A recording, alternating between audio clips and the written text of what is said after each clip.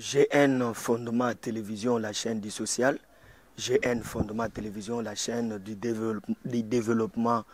Mesdames et messieurs, meilleurs vœux à vous tous et bonne année 2022. Na bande konyonso oba linga kolanda biso, oba sepelaka na ba émission na biso, ope ba partageaka ba émission nyonso o biso tozo poster na kati na chaîne na biso. Merci pour ça, continuez toujours à le faire et puis abonnez-vous massivement sur notre chaîne, la chaîne que vous aimez beaucoup. Alors, likambo tozo lobela awa eza likambo moko très capital. Toti kolekisa ba fête ya nouvel an. Toti kolekisa ba fête ya Noël. O esenga ke bato balia, batonda, balata, mamunyo speza la bien. Mais constat eza ke ba congolais kolia ekoma mwa pasi na kati na mboka Lumumba. Kolia ekoma pasi na mboka ya musée Laurent Désiré Kabila, l'homme du service national. Alors, qu'est-ce qui fait que kolia ekoma de plus en plus pasi na kati ya mboka na biso pendant que mabele o bakoyi kolone la milona ezali ba agronome baza ebele na kati ya mboka na biso nini ezosala ke agriculture ya mboka na biso ekende liboso te, nini ezosala ke agriculture e avancé te. Bandeko bozolanda biso na poto, bozolanda biso na Afrika, bozolanda biso na Congo, bozolanda biso na ba province nyonso ya RDC. Question auto so komi tuna lelo yango wana. Alors pour nous répondre à la question wana to yambi pona bino un agronome, azali vraiment agronome praticien expérimenté na kombo ya papa Faustin Mpiangu Ntimba oyo tolingi to solo anaye na kati na émission na biso ako se présenter pe ako yebisa biso pourquoi secteur ya agriculture ezoko avancer te na kati ya mboka na biso République démocratique du Congo. Voilà. Monsieur Faustin, bonjour. Bonjour papa journaliste. Bandeko bazolanda biso baza ebele balingi bayeba Monsieur Faustin azali nani? Ingénieur agronome, technicien agronome, to oza nani, agriculteur tout court ou bien oza nani? Merci pour notre tournoi nayo. Nako banana ko remercier les spectateurs nyos o bazolanda biso. Vraiment na souhaité bien tout d'abord bonne année 2022 pour te eza souhaité na biso to landa biso nyonso. Poto kene mulumu na mo pousser na ko loba boye monsieur Faustin Mpiangu azali technicien agronome. Mais na ba paramètres mususu soko kei vive expérience bazo benga yo ingénieur na linga yelo ko anate na boya polémique mais biso to landa ne pratique na misala to salaka yanga bato ba kumisa biso. Alors na ko pesa na no détail ya analyse ya agronome na mboka na biso to ça na sorte de belé agronome basé belé ba mususu asali 2 ans ba benye moniteur agricole asali 2 ans na kala na herba belge na herba belge car ba yo sala cycle court ba lobi 4 ans muto asali 4 ans asilisi ba benye agronome veut dire technicien agronome veut dire a déjà lancé dans le marché. Alors monsieur Faustin, tant on lobi muto asali 2 ans, cela veut dire que 2 ans après ba études primaires ou bien après pas études secondaires, après première, deuxième, secondaire, après sali 2 ans, wande ba benye moniteur agricole. Wana soko sali cycle primaire na yo, ok na secondaire na yo, directement au continent, neti tolo ba neti na troisième, quatrième aussi ici. 2 ans ya pamba, wana ba benye yo 2 ans après wana ba benye moniteur agricole. Agricole. Alors muto sali cycle court, c'est-à-dire que na ngoti na 4 ans, wana ba benye na. Wana bazo benye malamoko agronome tout court. Agronome tout court. Voilà. Alors, bon, ce que tu as que cycle long tina 6e des humanités. Oya ke cycle long tina 6e des humanités a du diplôme d'état né wan ba benga technicien agronome. OK. Pour ceux qui ont une expérience belé à une université a déjà doué ya ko conduire ba travaux nyonso o itangami ya bilanga ya agronomie na élevage. OK. Donc le bic agronomie, élevage, na pêche, nous c'est ça agriculture. Nous c'est ça agriculture. Na tango ya kala pour ça l'agriculture faut à la mutu parce que bacours ezalaki ebele so osali cycle court baye na première agri ti okende okóma na quatrième agri veut dire ozwi bacours nyonso cours wana esilaka te neti toloba agriculture générale obana na première ti na quatrième esila te ozwi pa agriculture générale cours kaka moko wana ozwi na troisième agri cycle long ti na sixième ezekelando kaka oke na université kaka cours wana agriculture wana so osala net biso tolekaki na bengamisi tomonaki yango obani susu na troisième première ingénieur ti na 3 ans ozwaka cours ya agriculture veut dire agriculture eza vaste esilaka te pêche eza na kati élevage eza na kati pêche eza na kati élevage eza na kati eau et forêt eza na kati voilà. Merci beaucoup, messieurs les techniciens agronomes. Alors, tout ça là qui appelle à Wapoto le Belale Kambouya, qu'est-ce qui fait que le secteur il y a agriculture na mboka na biso RDC, toko qui n'est même presque na mboka belé aux alentours il y a RDC, qu'est-ce qui fait que l'agriculture est avancée et que n'est pas de la vente. Alors, où tu koloba awa qui aux alliés techniciens agronomes. Est-ce que vous avez une expérience dans le domaine wana parce que ah na mboka na biso pe tozana batu muso azolo ba ki aza expert dans le domaine wana mais yemo katika la ko pratiquer te est-ce que yo peut aussi au pratiquer des agriculture ou bien ozana kwa ba papier kana na maboko ba diplôme kaka na maboko mais na pratique boyelo ko ezaki.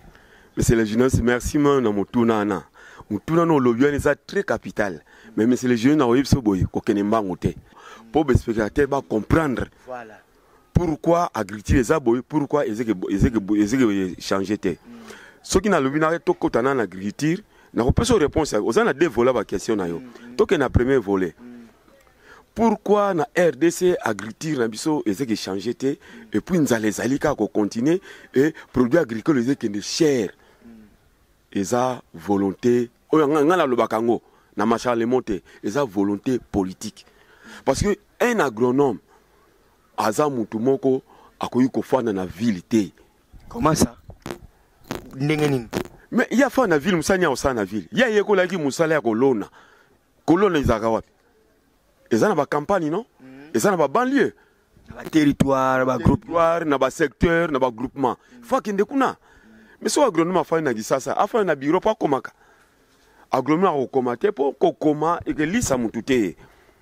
Agronome na Congo tolingi mikanda tolingi bureaucratie mutuno za lata ba veste avant na bureau c'est comme si donc mboka po etambola foka ba bureau ba veste ba cravate donc bato ba kosala bilanga bazate bango ba sapa tuté bato bureau nde bango nde bato mais journaliste yo moko ozoko loba yango mais ngai nazoko memona technique na biso technique na biso lobi nini po na kopesa bino exemple moko ngali na sisi cycle court nanga na jardin botanique de Gisantu tomoni ba membre ya société nyonso agricole ba fandi wana tuzo sala jiri aussi si jiri mbamo ba poni yo tunanga ba ponanga wapi pona yo na entreprise nga ba ponanga na no sala na BAT na wana bilanga BAT zaki na Bujumbura Burundi mais lokola famille nanga balingaki te balobi non ko sala cycle court ke na cycle long bazaki na posa ndo poursuivre étude nanga leva na poursuivre étude nanga esili ah bandeko nga na silisi na zonga susu na BAT na kenanga Bujumbura te kene université OK ça la université na ke na mati avion na ke bengamisa na Kisangani otangi na Kisangani na comité Kisangani na ba étude ya agronomie pour en étude d'agronomie nga étude d'agronomie na landi vraiment échelon na nyonso na bani na cycle court na sisi cycle court na nga na du brevet na nga na bimi agronome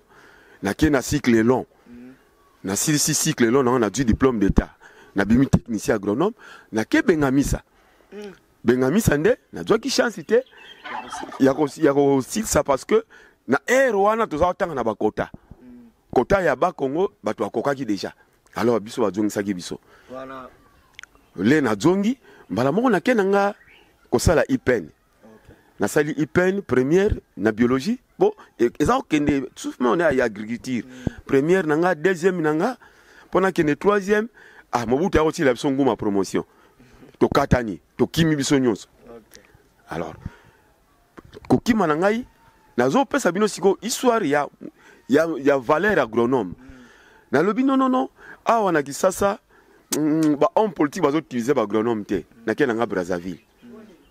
Na Brazzaville na travailler kuna na ferme ya Mesebokotaka na 8 km. Kuna nazalaki na ngombe, nazalaki na plantation na olonsa masangu manioko, nazalaki na ba âne. Après na yoko salisa patrona na yebisi que non bosomba ka biloko na Zaïre pona nini somba machine to salaka aliment awa atuninga. Est-ce que c'est possible? Ngabi oui c'est possible. A somba machine to sali ba aliment na Brazzaville basoso bazoko lia bato azo somba. Voilà, bato azaki na idée ya agriculture. Sikona ni pa na zongisa yo na page ya pona nini agriculture na biso soko avancer te. Voilà. Pour ani agriculture na biso ya avancer te nga na lobakelo moko na konanaka les hommes politiques. Boso ezali volonté politique. Volonté politique. Volonté politique pourquoi? Papa kokatanga mingi te. Oui. Pour eza très capital. Volonté politique pourquoi? Na kala tant que ça l'agriculture. Un ministre de l'agriculture, c'est un ingénieur agronome. Ministre on a soki à côté. Yo za na droit ko koma mukanda te o ko se projet le kota moko boepo o za mongo ki manante o kokate. Poye moko yebi makambo wana. Secrétaire général l'inso ati docteur vétérinaire place wana. Ozo mona agriculture ki nekitoko o silisi l'état m'a engagé agronome, l'état m'a dispatché agronome dans le territoire, l'état m'a agronome dans le secteur, dans le district. Boké na ba campagne, na ba moto na bino, boko sala bilanga. Pour ba Congolais balia malam. Pour ba Congolais balia malam. Kambo ya ba débat ya ba mpio desi la. Débat mpio de ma papa, eza débat moko aléatoire. Est-ce que mpio de na sa futilité? Est-ce que awa na ba mayo tozanango? Surtout le to créer étant artificiel, c'est possible. Je dis moi cannabis ezana tout. Alors, ozongi na iglo ko bana ko loba do mutali boso faut utiliser ba agronome ezali l'état. L'état faut utiliser ba agronome. Pour l'état soko du agronome parce que au moni privé pour utiliser agronome à kokate pour agronome azaka cher. Agronome aza cher. Parce que agronome nenga zawana. Nenga na yebili, lenga na na classe. Agronome A3, azo leka licencié na salaire. Agronome A3. Parce que azana à peu près 4 primes. Prime de technicité, prime de forêt, prime de risque, prime de voyage. Nous sommes tous Belango prochainement, tu auras toute une émission par rapport à la prise en charge à un agronome. Comment on peut prendre en charge un agronome. Mais j'aimerais que tout le monde par rapport à Nini bloqué. D'abord, utilisation de l'agronome. Banani bakoy ko utiliser l'agronome. Banani bakoy ko engager l'agronome. Moutakoyo engager l'agronome, moutaliboso ezali l'État. L'État soit engagé agronome à pessier. Pour agronome soit engagé à copier ba moyen. À duyer à l'ongolé na capitale, à tigner na banlieue na ba territoire.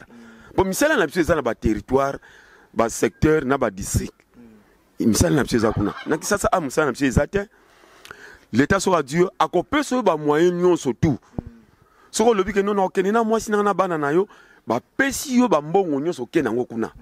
L'État bani ko tini lo ba semence, yo bani ko salisa misala, bo bani ko bimisa ba production ne bani ko zongo na capital. Capital abani ko utilizango. Wana premier liboso eza l'État. Yami balé ezali mutukaka ba privé. Privé ba benga ba privé. Ye azana mbongo na ye alinga évoluer na agriculture. Par exemple les États-Unis. Ba privé ba développer ka ba mboka. Ce que l'État kokite privé a dû. Privé a dû agronome a utiliser abani ko futaye soki ba yokani na contrat ba ko signer. Yami sato ezana nya utiliser agronome. Ye moko agronome c'est un grand entrepreneur. Mais c'est pas le cas ici au Congo. Bozo kokate, bozaka ba agronome ya maloba ya makanisi kaka mais sur le plan pratique bino moko bozate. Bolinga na bureau kaka boke na musala l'État. Non, olobi ozana na raison, ozolo bozana raison. Mais Oza devant un technicien. Technicien zo peut sur paramètres. Voilà. Paramètres à technicien zanini. Ce qui est le yo, oza agronome. au lobby que non muta utiliser azate l'état utiliser oté privé utiliser oté yo moko ko utiliser na ndenge nini fona parcourir mbangu na banque agricole pour on a moko na biso banque agricole ezate financement na bino za banque agricole ni na okena ke na projet na ngai na côté ici banque agricole a soutenir ngai so banque agricole aboyi ko soutenir ngai ngamoko na part na ngai so nazana mwambongu na ngai na ko ba ko créer ni tuzo mona ba dendon na créer ferme na nga parce que nazala ki nango na ki na ferme na ngai na ki na biloko na nga nyonso tout mais ba financement mike donc ce qui na comprendre yo na premier volet ya question na nga kolobela makambo ya nini zo freiner secteur ya agriculture na Congo donc ce qui na comprendre na ba réponse na yo ezali que banque agricole ezate na mboka na biso yango ezo sala ke moyen ba agricole ba agronome bango moko ba investir na domaine wana ezate wana lobby biso so poto zwa mbongo parce que na sali projet na ngai so na lobby na la sabino ba projet na za nango awa na notika mpa ya nani fona ke na banque agricole a retourna ngai ozana compte te na za na compte te ozana mbongo oyo koko hypothèque ta lupangu na yo poto peso crédit na za nango te siko ozwa mbongo wapi ezate alors ekomi yo mo fo sala effort na yo agronome kola la pongite sala effort na yo na muke banda ko créer muke okozwa no fond biso poto zwa fond na agriculture eza nango pas cité. Alors monsieur Faustin technicien agronome au lobby na biso awa ke problème ya liboso tozana ngona kata mboka na biso zo freiner secteur ya agriculture ezali likambo ya financement otobengi likambo ya ba banque agricole. Alors est-ce que agriculture ya ngomoko ekoki ko créer ba millionnaire ne mokonza mboka lobaki le chef de l'état Félix Antoine Tshisekedi alobi kazana poussa à créer ba millionnaire congolais. Est-ce que secteur et agriculture bato bakoyi ko investir pe ba bimi ba millionnaire? Est-ce que ba millionnaire bakoyi ko bima pela na agriculture? Ou bato ba négliger ngo apparemment. Monsieur le journaliste, merci. Ngana kokolo baboy. Je suis fonctionnaire de l'état. Naza expert na développement rural.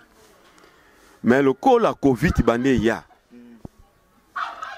Est-ce que na ko fanda kana ndako ndengwana? Te. Une grande famille na salaire va pesa nga. Est-ce na ko boko la famille nanga? Na ko boko la pe bandeko. Te. To kindeke to bimara pe moi muke. Na ko pesa exemple moko. Lelo yo po na agriculture po muta comme un millionnaire. Déjà chose facile. Chose facile. Pour muta comme un millionnaire en agriculture. Oh bah tu vas négliger ça. C'est chose facile monsieur le journaliste. Bah qui n'a pas beau ya bilanga. Na sala bilanga ngai. Bilanga te ba mona so ko sala bilanga obimi yangwe. Mutu na lingimbo ka trop. Azana l'arte. Or que na minute oyo.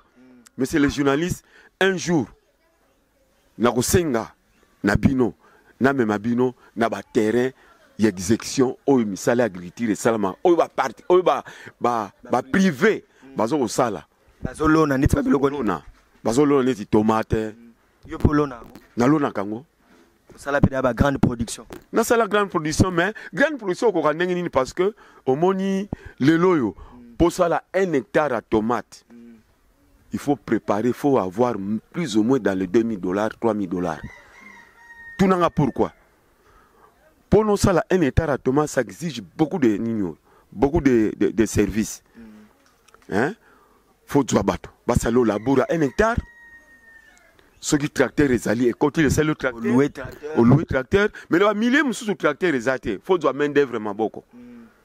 Au du main d'œuvre, bah maman bah au salon là, beaucoup petit à petit, tim que les là. Les récits là, au consomme ma semence. T'as là le loyo, semence ya pamba ya boîte 100 grammes à tomate. C'est dans les $84. $84. Or, 1 hectare, et que quand tu as 3 boîtes à tomates, paie ça calcul. Mon ozo kende. Ozo mona. Si vous le compte on a produits phytosanitaires, base insecticides, fongicides. Peut-être que tu as appelé ma belle moko est un peu faible. Azote za mingite. Au compte à sous na bentra, au somba engrais pour au tia place wana. Bato bazo sala wana. Omoni ke kuwe bani ko matakaka. Mais tant yo ko zwa. Soko sali 1 hectare wana au réussir rango. Papa. Oh papa.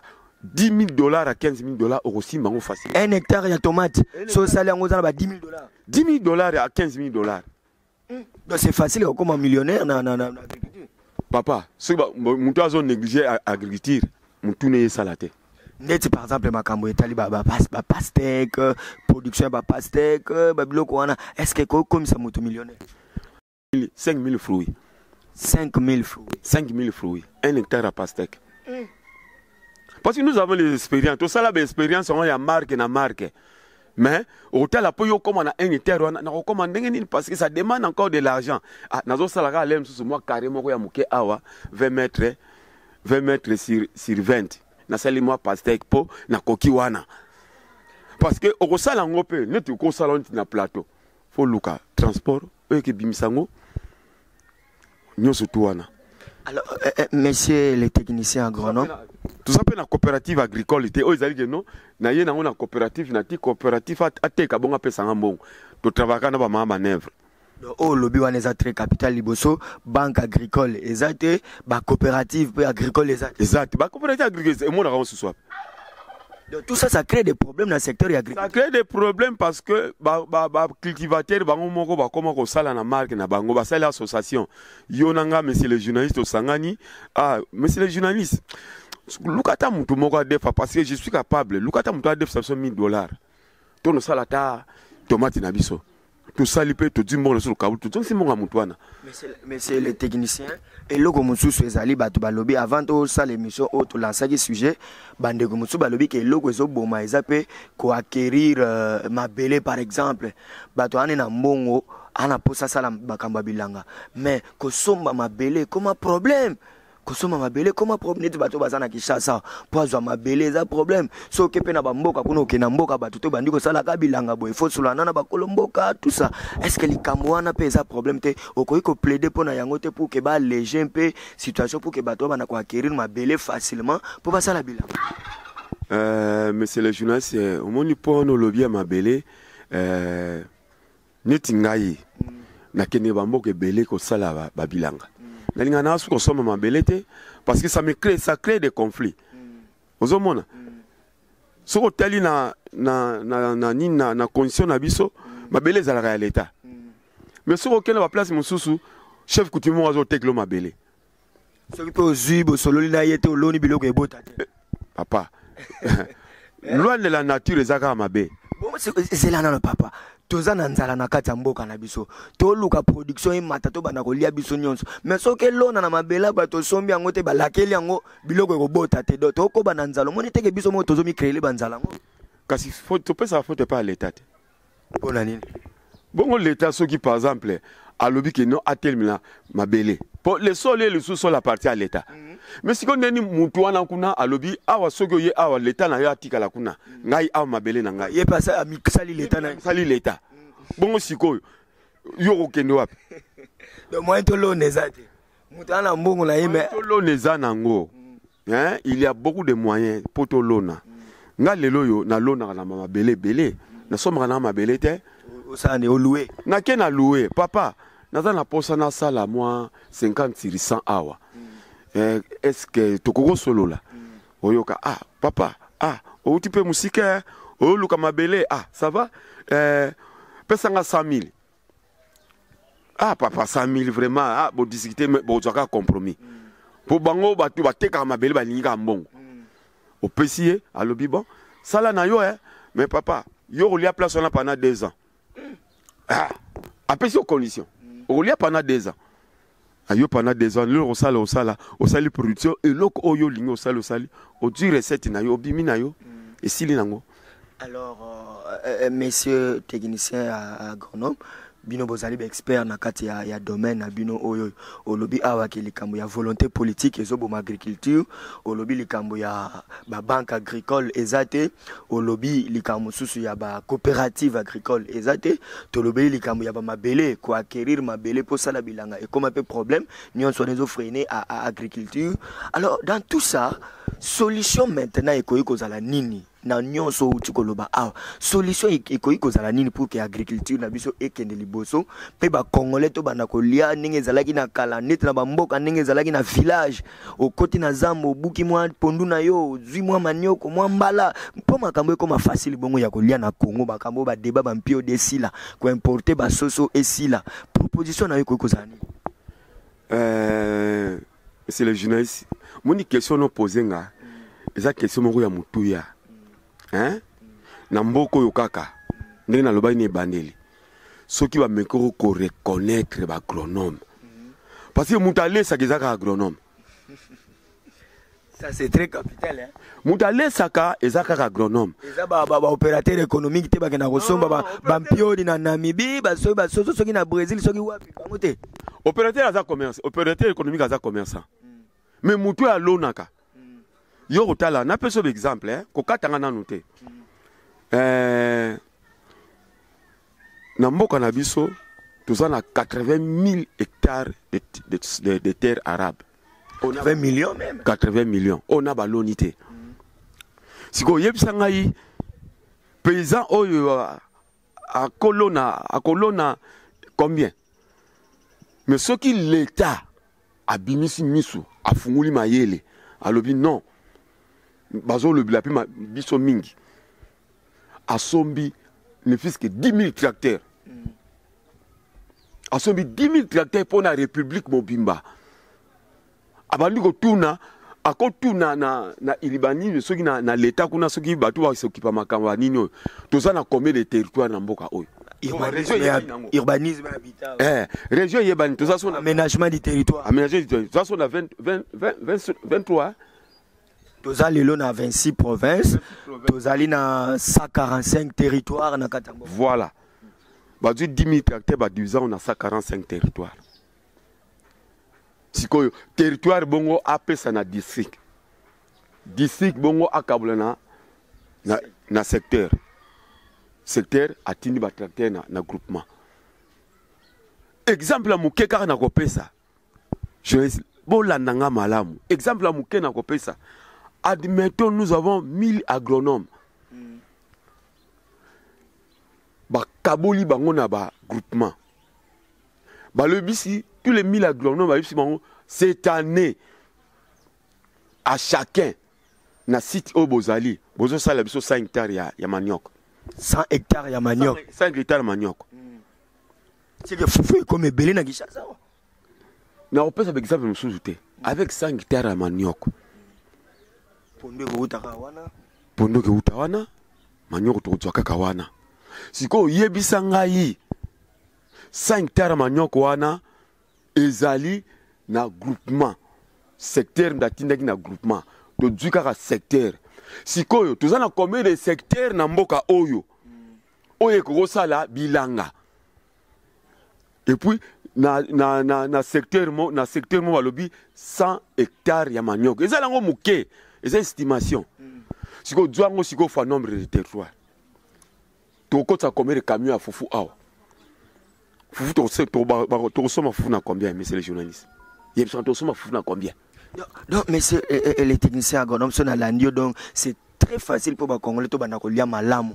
Papa, je vous dis, ce qui carbadui agronomie, badui batiango liboso, bakangi agronome, papa, agronome basé belé, bakangi agronome nyon surtout. Tindi bango mena na musala. Bakonga soda. L'état engagé, ne ba engagé ba juge par exemple, ba magistrat ba. Voilà, bakangi bango neti ba soda. Mais ko kanga brutalité, ko kanga nenga kitoko, hein. Si bango engagé bango. Bo fandisi bango bo ka bo dispatcher bango na ba région bo di ba moyen bo pesi bango papa tracteur bani na yebisi yo loso wana e uta Thailand ya su awate. C'est vrai na Congo ba place ko lona loso ezali ko na Congo tozana ba province ko lona loso tozana ba province ko lona fufuka kama nyoko tozana ba province ya masangu tozana ba province ba mbala par exemple nyonso pomme de terre ko tusoke na mbanangu to lona kango territoire nyonso ya Katarak pomme de terre bon kitoko kolega kuti ya Goma. Donc mais c'est l'agronome to sukisa wana pour cette première émission donc to lobake bino ba agronome boza capable ya kosala l'expertise. Il y a chaque territoire, boye ba eloko nini koyiko bota malamu dans chaque territoire. L'État a tindi bino kuna pesi bino ba moyen, pe chaque territoire est comme une spécialité nango. Papa eloko lobi wana eza nango facile. Nazo sambela l'État na biso azwa connaissance ya agriculture. Po ndenge nazo ko monila, ndenge tozo ko kendila. Tout le monde en est l'État zo bossa na agriculture, azo pesa ba point, azo kendina ba service mususu. Or service capital ezali kolia. Omoni libumu oyo. Ato gagni no ndenge nini. Suka nango ke na mesa o kolia. Okay. Ozo mona. Alors, ce qui va bongisi ka ke loko wana. Biloko nyose ke kitatalo. Ngale na lobaka. Po naza un jour, so naza un jour ta ministre, na ngala lobaka ke no. Ba ministère nyose wana bozala ralenti. Totia na rapide ministère de l'agriculture. C'est na budget ya mboka batiena no agriculture liboso. Na budget mboka batia agriculture liboso. Papa biloko ekitatalo. To bandi pe ko exporter. Bandi pe ko bongo. Misa yango liboko di banda mboka toki ni koteka. Na area tozali na Zaïre. Bana baza olisa Brazzaville. Tomate, aubergine, poivron, biloko tout, pilipili o swaka. Bana baza olisa Brazzaville. Et yaki Zaïre, na wana Zaïre. Monsieur l'ingénieur, Makambose Belé à Kolobana, Monique Makambose Belé, mettant télévision à la Ralikambangonga, na nyon soto lobby awa, na nyon soto lobby, ce qui bat c'est comprendre, ba comprendre nini na nyon soto lobby. Le lobano ya souke koiko za la nini pour que prochainement to lobby la Makambose Belé ya Kolobato bana lobby la culture par culture. Surtout l'ingito lo na pastèque to sala nini, to l'ingito lo na matembele to sala nini, to l'ingito lo na tomate to sala nini to bana lobby la ngome. Pour nous se résumer lelo bato ba retenir nini ba konzo bazo landa biso ba sala nini biso moko ba particulier biso moko ba privé to sala nini biso moko pe ba agronome to sala la caméra pe na malamu souci na biso ezali boye soki mboka na biso tozoko lela totika kolela tomona service moko ministère moko oyo eza na mboka oyo ezali ministère ya agriculture et pêche et élevage. Ce qui va vraiment mbongo kitoko ba pesa kuna ba organizango ba tener ya ministère wana ba agronome bazali bana misala na bino ba agronome bazali o ba lela air nyos ke tuzo sala te tuzo développer te tuzo kenete ba bongisa biso ba bongisa ministère wana l'état mona ba agronome na yo bazaya yo batanga na frère na yo mona bango benga bango tuna bango senga bango expertise bako pesa yo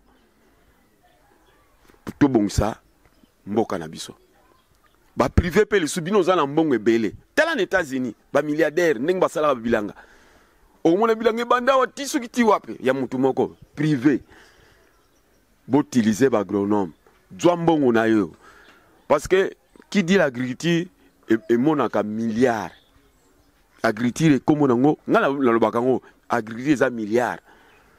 Je dis, bah privé pour utiliser biso. Biso pe bandeko, biso mo pe agronome, pe biso mo agronome. To laisser faire te. To tia raisonnement na biso liboso. To ba no développer biso na biso. Na muke. To ba na muke. Olingo bokola. Oko bana kana 5 soso. Le blo au sentir comme na 100. Na bilanga, oko bana na bilanga muke. Le lo au sentir comme na bilanga munene. Mbongo za ndengwana. Alors tout tient conscience ce que sali nango nous sommes là. Alors mutumo akoza na posa a bengayo akoki kozwa yo na numéro nini par exemple.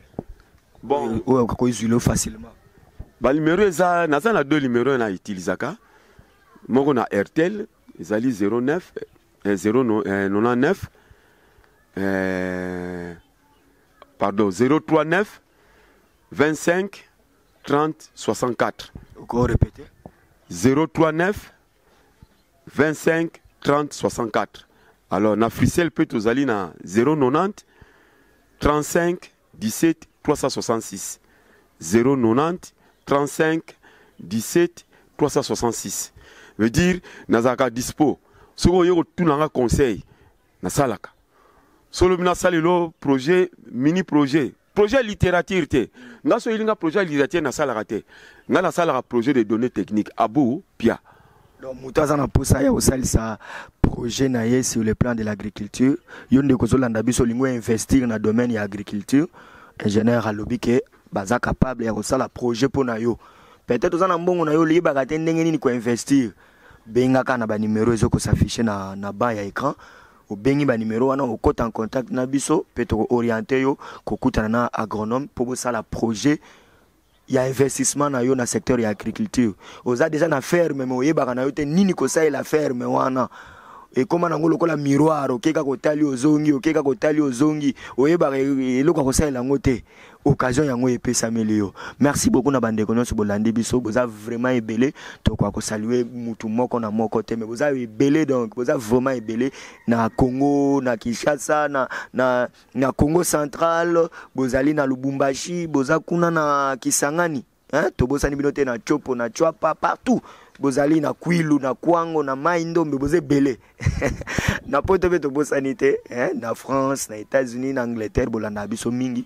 Merci na nyonso bozo sala. Je pense que bolandi agronome malamu ni nezo sala ke secteur na bango ekende liboso te ni nezo sala ke to bana kolia malamu te biso ba congolais soki ba konzo bozo landa biso ko bana numéro 1 yemei yemoko Fati Beton mokonza mboka premier ministre hein? Son excellence Jean-Michel Samalukonda zo landa biso mokonzi ya Assemblée nationale ozo landa pe biso mokonzi ya Sénat ozo landa biso bino bato bo votaka ba loi botala ba makambo ko lobela yango bongo ministre pe ya tutelle o ya agriculture pêche et élevage ozo landa biso pe même ministre ya développement rural mambo to loba izo concerné bino nyonso bo sangisa mayele botsa ba moyen na domaine pour que ba congolais mambo ba débat ba mpio de sila mboka nini to moni awa na bona ne bazo sala débat ba mpio de par RDC eza mamba soni to silisa nano ba débat wana to pesa ba agronome ba moyen pour que ba sala musala na mboka na biso. Merci na équipe technique Albi Bayunga toujours au four et au moulin pour la réalisation de la émission. Gloire Nakanga musala kitoko na montage. Vraiment équipe ozo sunga biso to kende toujours de l'avant na kati na chaîne na biso bino pe bo mesana ko sunga chaîne na biso bo sunga ngo po kende toujours de l'avant et kozala malamu. Merci beaucoup monsieur Lagon. Merci monsieur le journaliste. Na sepeli magazi na bandi bo ke libelate okozongi langa kaka parce que agriculture eza munene et si la nangote. Merci. Ba projet zebele, ba culture zebele, to lobi la culture moko ndenge boko lingila. Je suis dispo. Merci beaucoup monsieur. Merci voilà, beaucoup. Restez branchés.